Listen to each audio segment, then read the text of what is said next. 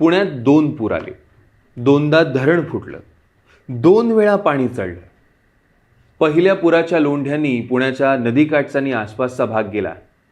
बायको सांगतेय, दुसरा पूर अफवांचा आला.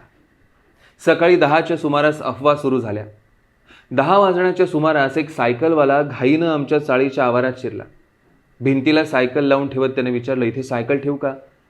माझ्या बायकोने त्याला म्हटलं, इथून कोणी नेली तर? तो म्हणाला, जीव जाण्याची वेळ आली आहे, सायकलचं काय? नाला फुटून SP कॉलेजपाशी पाणी आलंय, सगळे पळत सुटलेले आहेत. सायकल ठेवून तोही घाई गर्दीनं गेला. मग आमच्या चाळीत एकच गडबड उडाली. कुणी घाईघाईनं ट्रंका घेऊन शेजारच्या शाळेच्या 3ऱ्या मजल्याकडे धावलं. माझ्या बायकोनं आणि पुतणीनंही घर सोडण्याची तयारी चालवली.